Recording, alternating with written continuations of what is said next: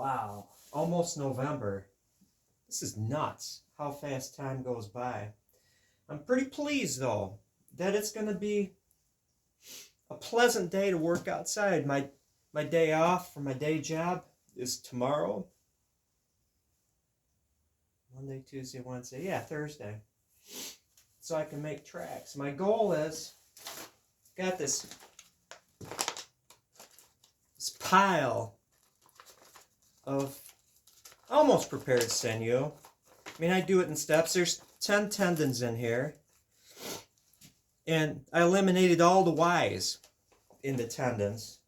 You know, when you pound them and you pull the sheaths off, and you pull them into 3 parts, the shorty, the skinny Y, and then the second heavier Y. That's actually kind of like 2 Y's in one. Why, I don't know. But they're all straightened out and ready just to get prepared to put on the recurved flat bow, Osage flat bow. Now I've thought great amounts. I've thought a great amount. You know, the efficacy of sinew backing versus rawhide and soft bows and stuff. It's like, best way to prove it to myself, you know, and you don't need to believe me, that's the way the world works, is to actually, with board bows, because I've got greater control over this homogeneous substance. You know, it's flat and you've got wide board you get from Home Despot, even though the grain pattern changes from, you know, almost on a wide board quarter sawn to rift to flat sawn, which affects the stiffness. But you can get, say, 4 narrow bows out of one board out of the same piece of wood, and being not stave made with little dips and bumps and irregularities, you know, and especially if you made 4 similar bows and they came from different pieces of wood, you know, it would throw off the experiment. But getting back to my main point, it's like I was thinking yesterday, well, I could experiment. I could make, should have brought one out here, you know, 4, basically exact 66 or 68, you know, to extend it beyond. Because the longer it is, you know, the sinew acts maybe a little differently. But 4 exact from the same piece of wood. Long bows, like my snake bow. But I would change it a little bit. It would be narrower so I can get 4, you know, out of a single, like 10-inch wide board. And then one would be a self bow. One would be rawhide backed. And 2, count them, 2, sinew backed with equal amounts of sinew. And then I would make these bows. And then I would test them, you know, through a chronograph. I don't have a chronograph, but because I judge it by flight shooting. You know, he throws an arrow farther, it's a faster bow, it's imparting more energy on the arrow. And I'm testing them, you know. In the 2 sinew bows, one would be after 2 weeks, and one would be, this would be long range, like after 4 months, 5 months, whatever, sitting around. Then I thought, well, I could do the same thing. I would get an Osage, make an Osage longbow. I've got one I've been working on forever over there, along with a hard maple, which, in my belief system, I think the hard maple, and I've seen this in some longbows I've made, the hard maple sinew-backed bow, side by side with a similar, you know, almost exact, because I use, you know, a template to mark these things out. Osage bow, the hard maple would be a faster bow. For one thing, the wood is physically less light, or less heavy, so you get a lighter, physically lighter bow.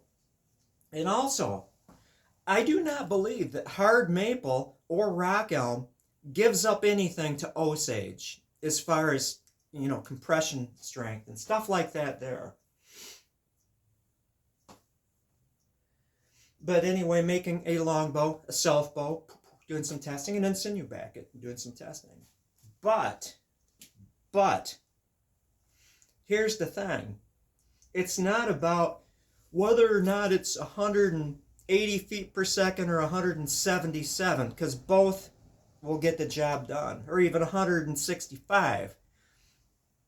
Both will get the job done. It's that how are those bows going to be after 2,000 or 3,000 shots? It's important.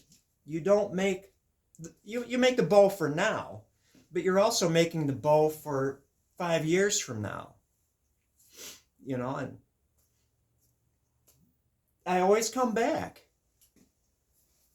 to the thought, just like I spent a little bit of time this morning. I'm sizing that recurved Osage flat bow that this is going to go on. You'll never talk me out of, sinew backing. And I'm looking at this thing. 56, I think it's 56, maybe it's 58 inch recurved Osage flat bow. I'm looking at it. And I'm not going to quibble. And I'm going to string it backwards so I build in the reflex before I sinew back it, while I sinew back it, while it's drying. I'm looking at this thing, as we all should, and you can just see it's going to be a deadly bow. It's going to be able to do its job. Whether or not it's sinew backed or a self bow, it could operate as a self bow. I could rawhide back it. I could sinew back it, which I'm going to do. And this might seem kind of confrontational or mean. I don't mean it that way, but to me it's kind of silly to think that, like, I'm going to ruin that bow by sinew backing. It's still going to be fast as hell, pardon my French. Whether it's a flat bow or it's a sinew backed bow, or a self bow or sinew backed bow. And so I think, what are the advantages of the sinew backing over rawhide backing, over self bow? It's like longevity. Longevity as the fastest bow possible, given sinew, rawhide, self. Because there will be probably some variation in the speed, but how much? Will the sinew backing on this bow actually make it faster? And given the density, the mass of Osage compared to the mass of this, I think there's going to be some advantages to it, especially over time, especially because I'm going to string it backwards when I put the sinew on. And so in 2,000 shots, let's just say that it would be faster initially as a self bow, but after 2,000 shots, sinew backed, it'll probably be faster than that same self bow that was shot 2,000 times. It'll certainly be more rugged. It'll certainly be more break proof. And I'm also looking at, because we're looking at a whole bunch of stuff here, I'm looking at Mike Yancey, who is a master Osage longbow maker. Or Jay Massey, who mentioned, rightly so, in the Boyer's Bibles, traditional TBBs, they're Osage longbow sinew back guys. And Jay Massey was, probably, I'm trying to read his mind here, who hunted in the worst conditions in Alaska. A lot of it was ruggedness, just sheer ruggedness and strength. And, and I'm also looking at that time when I hunted that Russian boar, got an arrow into him, and then he charged me with his friends circling me, watching. And I'm sitting here waiting. I shot him when I turned him around. I'm just sitting here waiting, watching this 250-pound thing coming at me, waiting until, he was about within 15, probably 10 feet away. I'm looking at this wall here, and it's probably 8 feet. Probably waited until I was about 8 feet away, because nothing amiss can happen. I can't be any distance off of where I'm aiming, so I waited till that running target was on me, and I needed that bow not to break, which I don't think it would. And that's an advantage of sinew back bow when you're hunting things like this is going to be. He wants to use it for bear hunting. where you have to be able to 100% absolutely rely on that bow. Nothing can go wrong. You know, if he's hunting a bear and that bear decides to run at him, you know, I would like the confidence of a sinew-backed bow that no way, no how it's going to fail. Not that a self Osage bow would fail, but I want to have that extra insurance. Just saying.